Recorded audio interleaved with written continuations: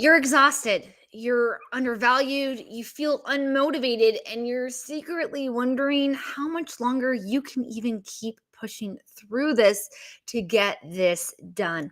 That's the way you're feeling, my love, then today's live is for you. Hey, everyone, welcome back. My name is Acacia Thornton, the CEO legal coach, and this is the Aligned Business Series where we go live 3 times a week answering your questions. What can we do to manifest a better business? What can we do to increase our revenue? What can we do to protect the energy, the time, and the heart space we bring into things? So I want you to find your chat. I see some of you in there. Hey, all. And as we walk through turning that burnout into inspiration today, that's what today's call is about. Turning that burnout into inspiration. What do you do? How do you do it? Here's what is going to happen. Okay? Because I think everyone at some point has been there. I definitely have been. I went to law school with knowing that law school is hard. Law school is tough. Being a lawyer is exhausting, right? You got to win, you got to fight, you got to do all this research, all this writing, all this studying. It's tough. And I went in with that mindset. And I spent 5 years like that. I was working full time. So I was beyond exhausted.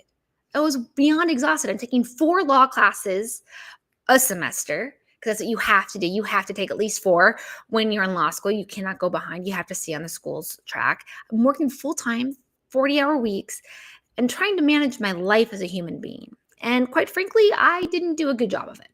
Burnout and exhaustion was an understatement. I ended up with multiple health problems. I was in my 20s, graduated when I was 31. So I'm too young to have health problems. And yet I had not 1, but 2 medical professionals tell me if I don't stop, I'm going to end up dead. And I was like, what? I don't do drugs. I don't smoke. What are you talking about? And it turns out it had nothing to do with the food I was eating or the way I was really treating my body. It had to do with that feeling of burnout, that exhaustion, that stress, that weight. And so that's why it's so important that we talk about this, because when we are in that space and doing something, we are literally depleting our energetic bodies. And it's your physical space, but also your soul-filled space. Your soul, your energy, everything in the world is energy vibrating at a frequency.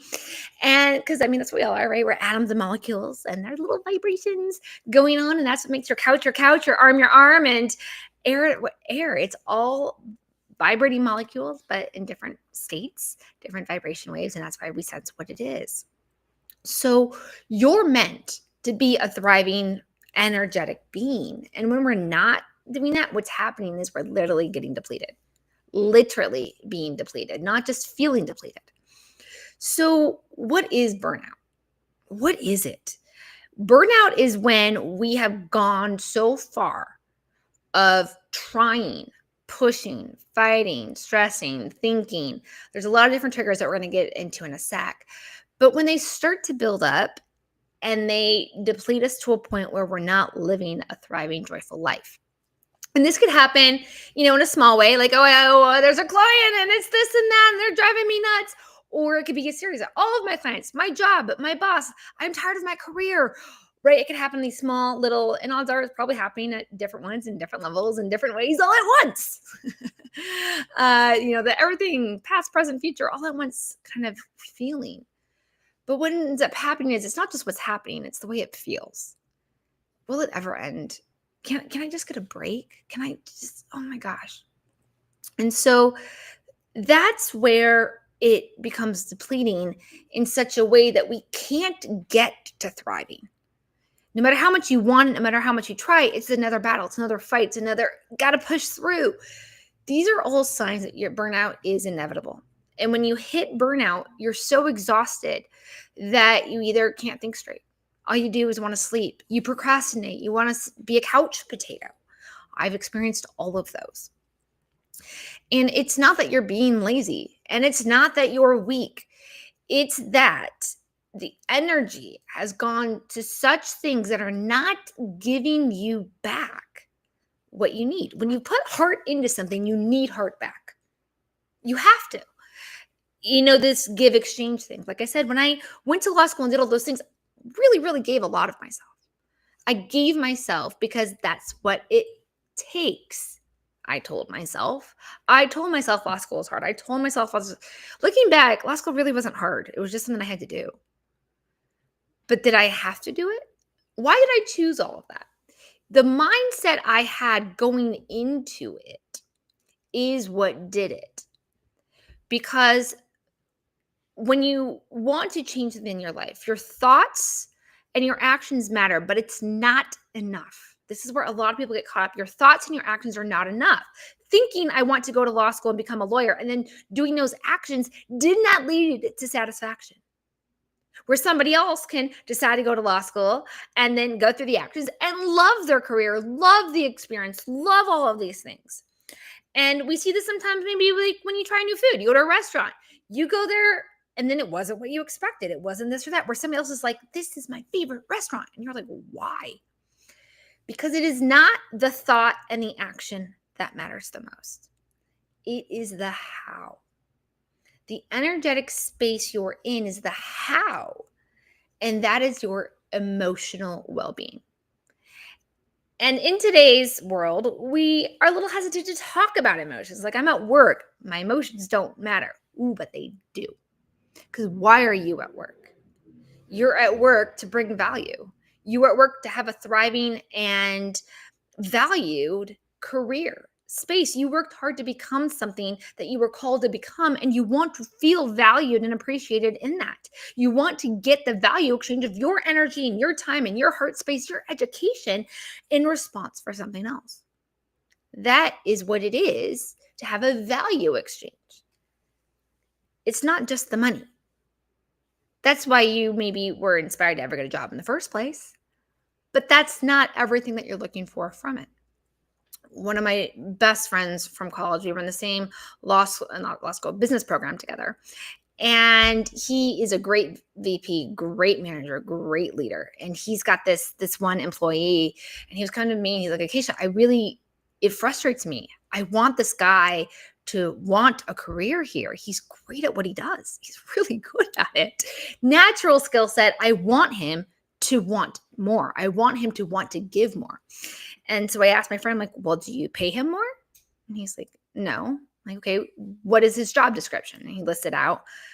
I'm like, do you pay him for that job description? He's like, yep, we pay him competitively. That's what we do. I'm like, okay, well, does that job description include anything like, I want you to give your life to this. I want this to be your life goal. I want this. He's like, no. I'm like, and then you don't pay that guy for all of that. No. So that wasn't part of your value exchange. This employee gets to choose the value he brings to his job and the way his job is in his life. If that job is everything to him, then he can give it that way and have the value exchange he wants for that. But if it's not, he has signed up for a value exchange of doing this type of work at this type of standard and this type of turnaround, these type of environments. And I asked my friend, does he do that? He goes, he does it very well. Like, then the value exchange is done. Right? You can't get somebody to give more if that's not what it means to them. As long as they are bringing their part of the exchange. It'd be one thing if this kid wasn't doing his job, was being lazy, right? That's different because then he's not fulfilling his part of the bargain. But he's naturally good at what he wants, that my friend wants him to want more. This is where burnout comes in, when we give more than we are getting in response for that value exchange. And this could come in a client. You're overgiving to your client. This could come for a client. You're underpaid by that client. This could come to your employer. The value isn't there. So then the question becomes a few of them, right? Why are you giving more than you are getting?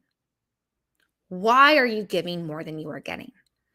Is there a way to fix that? Is there a way to give a little less? Well, still get what you need to get, right? If you're only signed up for a 9-to-5 job, don't work 12-hour days. Still get the standard done, what you've promised to do, all those things in there. Of course, you do not, like I said, if there's a value exchange, make sure you're meeting your standards of excellence and quality regarding that. But beyond that, why are you giving more if you're not getting more? Same with your clients. If your client has paid for 10 hours of your work, don't give them 20 hours of your work. They've paid for 10. Well, the project needs more. Then we need to go talk to the client about changing the scope, changing the budget, having a different conversation. There's a way to fix, modify, address the value exchange. The other thing where burnout comes in is not just the value exchange, but like, for example, I'm writing a book right now. I'm writing a book. I was inspired to write this book. This book came out and an idea. Like, I could not believe it, the way the universe gave me this book. I love it. I'm so excited for it. But then there are days I'm like, I am not in the mood to write this right now. I'm like, I don't even know where to start. And then I remember I can get myself disciplined, force myself to sit at that desk and start writing. Or I can remember that the universe gave me this idea. The universe called me to do this work, which means there's an answer, an easy, inspired answer. I don't need to push through and burn out, because that's going to come out in my writing style. That's going to come out in the way that it is read by the audience. It's going to come out in the words I choose and the structure. I want this book to feel inspiring. So I want to write it from a place of inspiration, and forcing myself to sit at my desk in the middle of a Tuesday afternoon is not what I'm in the mood for. Okay, let me ask the universe. Universe, you've inspired me to do this. What's a way I can make this easy, flowing, feel inspired, not feel stressed, not feel overworked, not feel pressured, not feel any of those things that I know cause my tension in my body, my gut to clench, my hands to clench, to overthink before I go to bed and bring insomniac, or to eat junk food because I'm just trying to eat my emotions down. There's a fun and easy way to do this. So I step back and I ask the universe, help me write this in a way that is fun and inspiring. And then I come from that space, and usually I get inspired to go write it this way. It was really, really interesting because this happened on one of the chapters. Two of the chapters were pretty easy, came out of me naturally. But one of them, I was just like, I know I feel called to write it, but I don't know where to start. So I asked the universe to help. And I do this a lot. Whenever I start to feel anything in my business, my work, my clients, where things feel tense, starting to feel like work, starting to feel exhausted, starting to feel like I'd rather go do anything else, I stop. Is there an easier way to do this? Is there an easier way to do this? I had this with one of my clients. She came to me. We were going to do contracts and we were doing business coaching together. And she was like, hey, I've been in business for 10 years. And I've been pretty successful in those 10 years. Her take home has always been 6 figures, right? So the business is doing better than that. And she's like, but I'm tired of my client acquisition. I am tired of doing it this way. I've hit burnout. I've hit resentment. I want to stop. But I also have these ideas and I just don't know what to do. And so I stopped and I was like, okay, well, what are the things that you are liking? She's like, well, I like this. I like that. I like the creative of this. I want to have these types of meetings and these types of calls, but I have to do this. I was like, okay, do you have to write the emails? Do you have to have that cold call situation? Do you have to do that? Why are you doing that? She goes, well, I do that to get clients. Okay, you're doing it to get clients, but you don't like doing it. No. Is there another way to get clients? Just step back, and instead of forcing yourself to do the actions you don't want to do, step back and be like, why am I doing this? I'm doing this to get clients. Okay. Ask yourself, is there another way to accomplish that goal? She goes, oh my God. Answer came to her like that. 2 weeks later, she was telling me she had already doubled her biggest month ever. And because we were only 2 weeks into the month, she was on track to triple her biggest month ever. It's not that she didn't want clients. It's not that she didn't like her business and that she didn't like doing these things. It's that she didn't like these particular things. She kept telling herself that the only way to get clients was to do what she had been doing to get clients for the past 10 years. That's not the only way to get clients. She had been inspired to do something else. So oftentimes our burnout, our stress, our forcing, our fighting is the universe, our energy, our body saying there's another way. There's an easier way. There's a free-flowing way that can actually be fun and easy. But we don't think like that. We feel like that. And in the Western world, right, I come from a business and a legal background, so I've been taught to be quite the thinker. Nobody in law school ever asked, so how did that case make you feel? That doesn't get asked. So I never checked in with my feelings. But I could think my way through. I could problem solve that one. I could plan that. I can grit and discipline my way through it all. But as I'm doing this overworking over all of these things, I'm telling myself that that's the way I begin to feel. where if I had been excited to go to law school, felt gratitude for the opportunity to go. Not very many people get to do that, and I got to do that. But I didn't come in with appreciation. Had I would have enjoyed it a lot more. The opportunity to be a lawyer for some great companies. Oh God, I got to work hard. Well, lawyers are overworked. We do this and underpaid, or I'd be like, this is really, really amazing. It's not what I am doing, but how I'm going about it. Not what we're doing, but how we're going about it that leads to burnout. So if you start to feel burnout, stop. Give yourself the rest because it is your vibration working in a way it doesn't want to work. So that is physically draining, okay? Burnout is real in the physical, mental, and emotional sense. So honor that. Give yourself some self-love. Breathe. Take a bath. Do some breathing. Go work out. Go for a walk. Just step away from it for a second. Just step away from it for 1 second. And then after you've been able to calm your nervous system, I was telling you I had a lot of health problems at the end of law school. That was because my nervous system was so worked up in that tense, overwork, stress, vibration. My body couldn't work the immune system correctly because it had been shaken and tensed so much. I had to calm it. And because I'd been at that for so many years, it took years to calm it back down. Where now I have trained myself to check in, see how things are going. How does this feel? Like I said, I'm writing the book and I quickly realized I don't feel like sitting down today. Okay. How can we do this in a way that we're going to enjoy?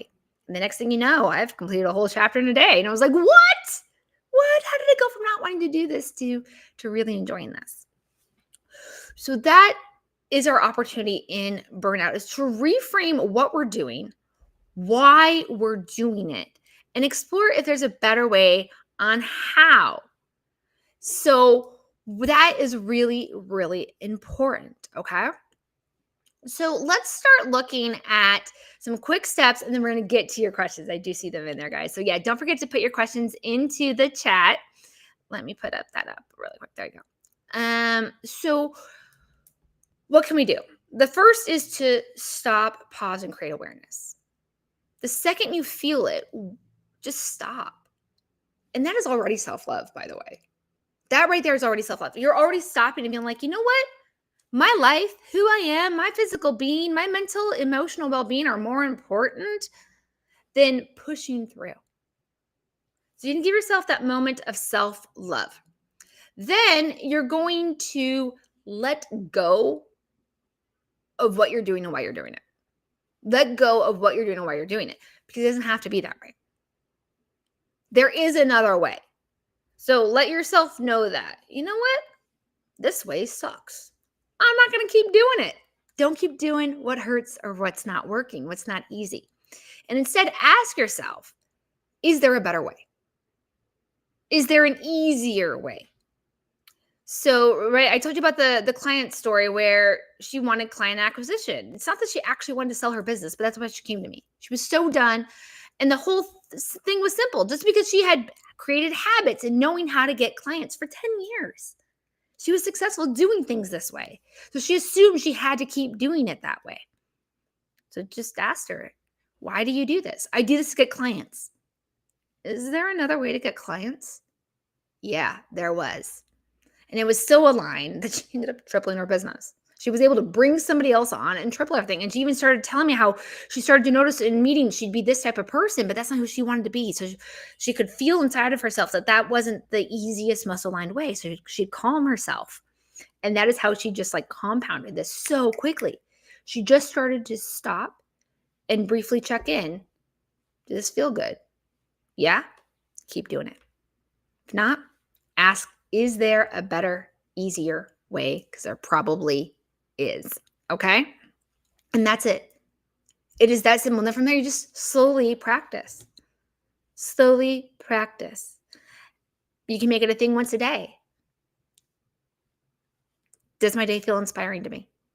Am I excited about today? Yes or no? If yes, cool. If not, what can we do to make it a better day? and then about your projects and little things, right? The more you practice, the more you tune in.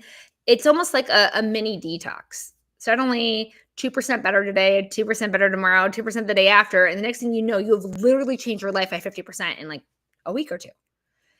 Just these little check-ins, just removing those moments of stress and instead putting in a faster, easier way that feels more exciting. Okay, so let's look at these questions. Hey, Mark. Hey, Chris. Hey, Emmy. Hey, Lisa. Great to see you guys back. Yes. Okay. I said okay. How do I know? How do you know if what you're feeling is really burnout and just not normal stress? Stress isn't normal, love. Stress is a early sign of burnout. If you keep stressing about things, you're going to end up burnt out. Stress is an early sign of burnout. So both of them. If you're stressed, why are you stressed? What about this is stressful? Is there an easier way? Is there a way to go about this without that stress? Like I said, simply telling myself that as a lawyer, I was going to be overworked led me to stress, led me to feeling overworked, led me to being overworked. The work was the work. It doesn't have to be overworked. And I didn't even have to go to law school. Right? All these different levels of I could have checked in with myself along the way and done better for me. Stress is the early sign that you're headed towards burnout. Okay. So neither of those, we don't want either of them in there. Do what it takes to take care of yourself and eliminate it. Some things were in the middle of the project. We can't just overhaul the whole thing and say, that's it, getting rid of all the stress. But we can inject that little 2%, right? Maybe your kids are stressing you out. Is there a way that we can just be 2% better today? Just 2%. And eventually the project gets a slightly better. Eventually the relationships with your kids get slightly better. And then you'll just suddenly hit a tipping point. You'll just hit a tipping point. The project ends. The relationship's better. It just shifts. It shifts. And in my experience, whenever I hit those tipping points, I get a lot more money, which hopefully the same is for you too, because who you are becomes more inspired and more energetic and more vibrant. So therefore, that is what happens more in your life, more energy, more vibrancy. People pay you to be you.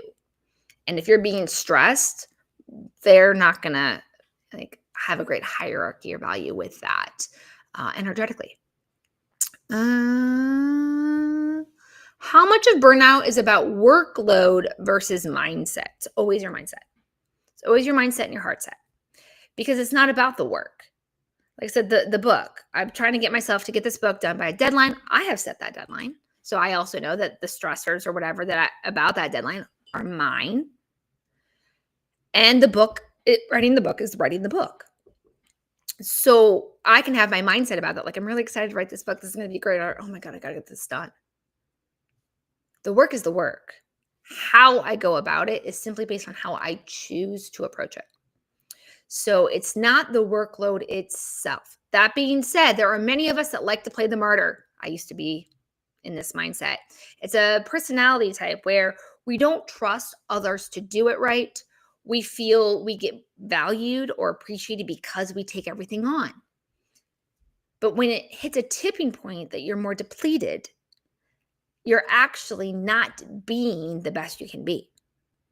So there might be room to let go of some of the workload. Ask yourself, why am I taking this on? Am I taking this on because I feel I have to? Because nobody else can do it as good as I can? Because somebody asked me to, I have to say yes? No, you don't. That was one of the biggest impacts of my career, is when I learned to say no. Because when you start as a lawyer, you have lawyers above you. You also have the clients or the people in the business that you're supporting. And so I would have whatever workload I'd have from my clients and business lines. And then the senior lawyers and directors would come to me and be like, hey, can you help with this? And so the first time I said no, it was just really relieving because I knew I could focus on my project and get it done. The second time I said no, I was like, look, I can't today, but I can help you with it on Friday. I should be done with this by Friday. And she came over to me and she was like, Acacia, I'm realizing you're saying no a lot more often. It's in your job description to say yes. And I explained to her, like, look, this is what I have on my plate right now. I've got this deadline for this. This is happening today with these calls and that. So If I stay on top of this, I'll have it done by Thursday, which is why I offered Friday to you. But if I take your project today, right now, none of these are going to be done on time. None of these are going to be done within like the standard of excellence that need to be done. I'm just taking on work to say yes to you. I'd rather give you quality work in 3 days than to overwork myself and not deliver any of these correctly in 2 days. And I showed that to her, and she was like, that makes sense. It's like, so if you're on a deadline, I'm going to need you to take it. But if you can wait till Friday, be happy to help you. She appreciated that. And guess what? She never came to me again. She started to respect whenever I would say yes or no to something, because she knew I wasn't saying no to be mean, that I wasn't saying no to not do my job, but because I was trying to balance my workload in a way that impacted the quality and standards. These things matter. Okay? So it's not always having to say yes. If you are always saying yes, you have room to grow and give yourself more self-love and better balance. Yeah. What is the very first step to move from burnout into inspired action? Step 1 is just even recognizing, giving yourself permission, believing the things you do can be fun and easy.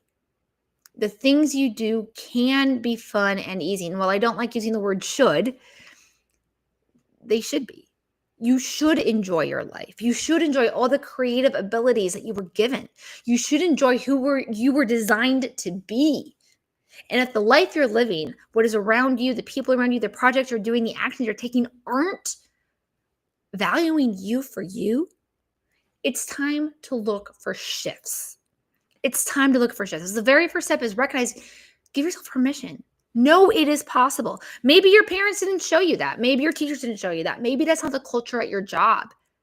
I was a lawyer and I got verbally abused, and I worked by people who had even been more verbally abused than other. It's just not exactly a great circle in certain circles of law.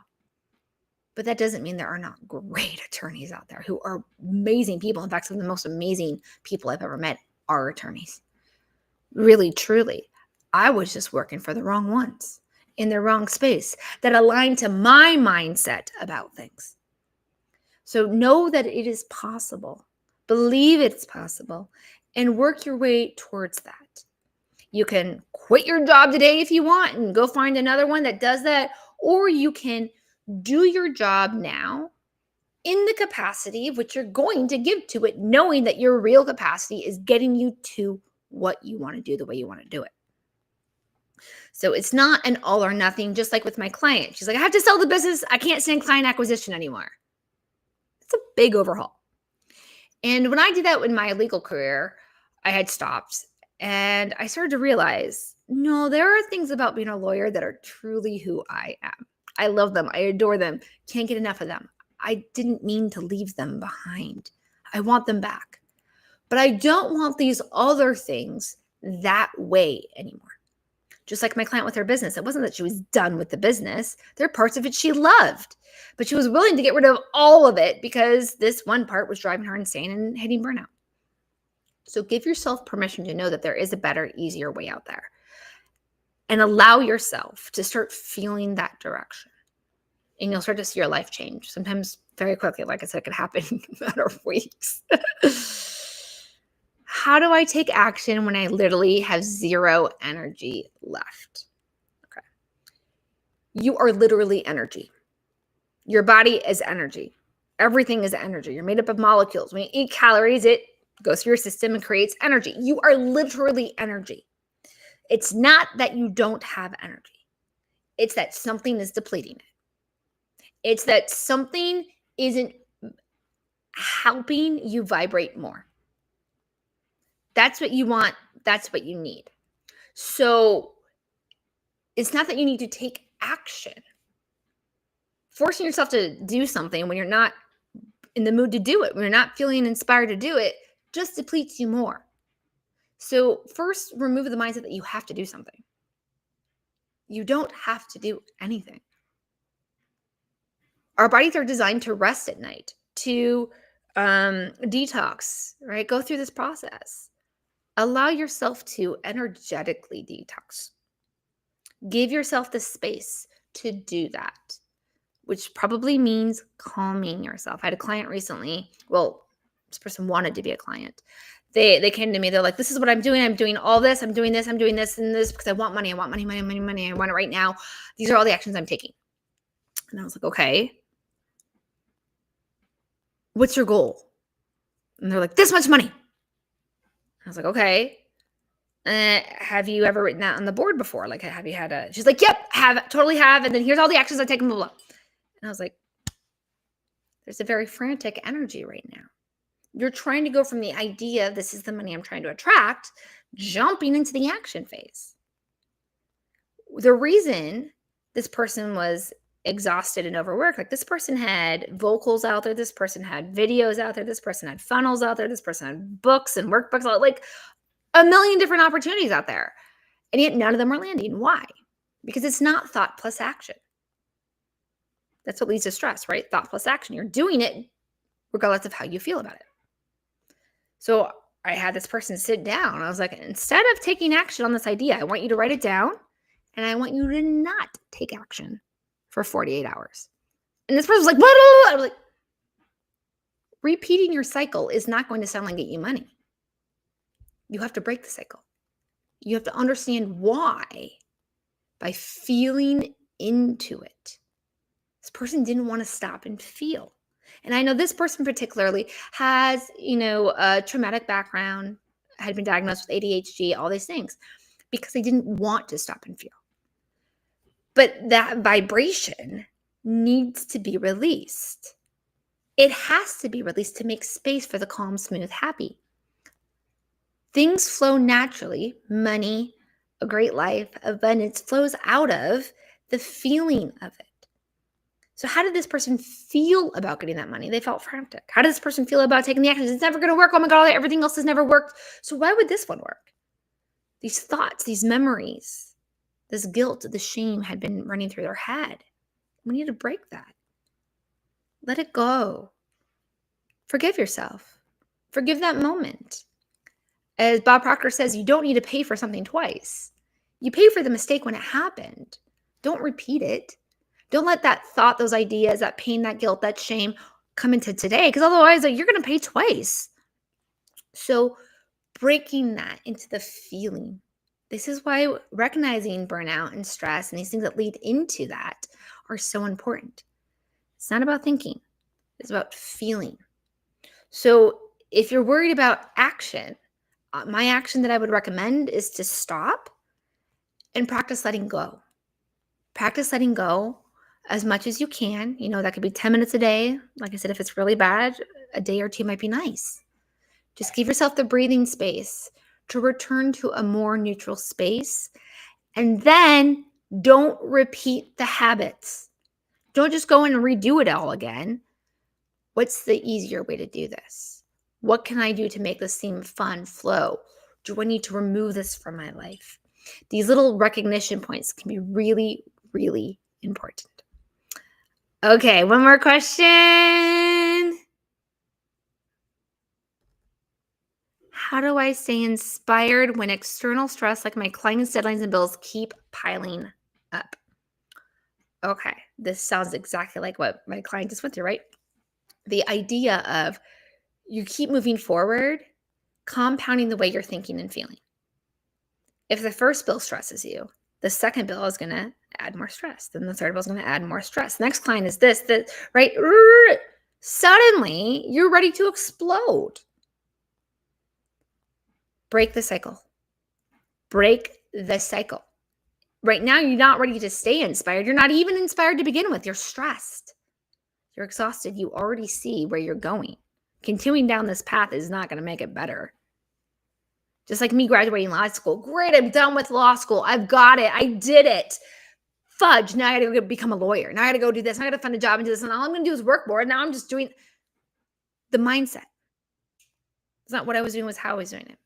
And I got into that point where I was just done. I need to walk away. I can't be a lawyer anymore. I can't do this. And then it turns out I actually enjoyed being a lawyer. There's some things about it I really loved, but I was so stressed I couldn't stop and appreciate them.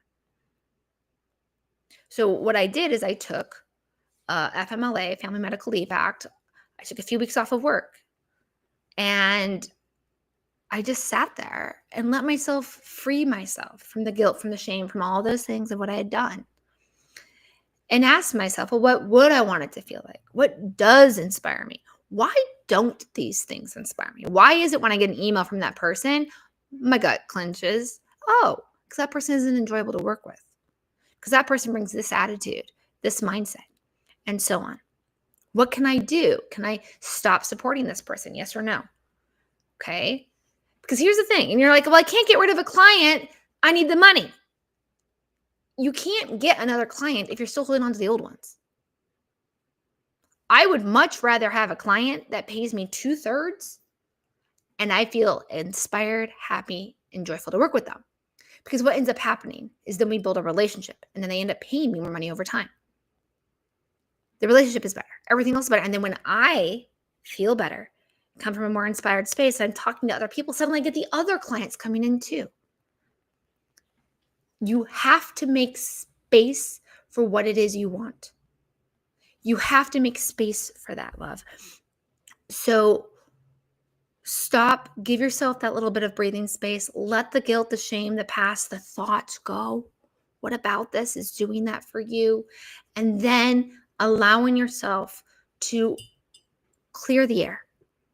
Clear the air to the best that you can, right? If you have a client, you're mid-project, finish the project. But see if there's a way that you can look at it more enjoyably. And do that. In fact, let me share this with you guys. I've got a 7 signs you're overgiving. This is a free guide I've got. It walks you through, like, how do you know when you're overgiving to your clients? How do you know if you're overdoing the things in your business in ways that are depleting you? And this guide has it. It's totally free, guys. And it's just a download. It's just your name and your email. And then what you do is you go through all of that. And little by little, you clean it out. 2% here, 2% there. Right? Imagine 2% plus 2% plus 2% plus 2%.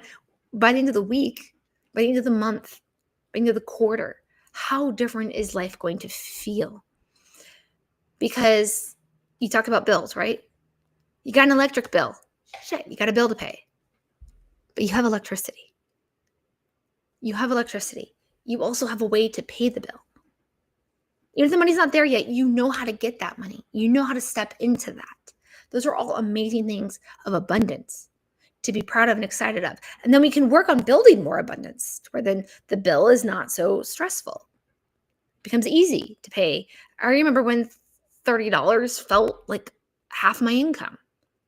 But now $30 is like, oh, sure, not a problem here. Right? It's all relative. It's all relative. So give yourself that space, love. That's how you're going to do that. Stop. See what about these things. Relax, the self-love, let it go, forgive, and see if there's a new way to build it. And if you have to keep some of these things in your life for a little bit, change your mindset about them, knowing this will be the last client you ever have like this. This will be the last client you ever have like this. That right there is amazing, right? You're excited to leave a job. You give your 2-week notice. Hell yeah. Suddenly those 2 weeks are a lot easier. Same work. It might even be more work. So I got to train somebody and pass off all the stuff. But guess what? You feel relieved and happy in your mindset because you know you're never going to have to do that work again. Okay.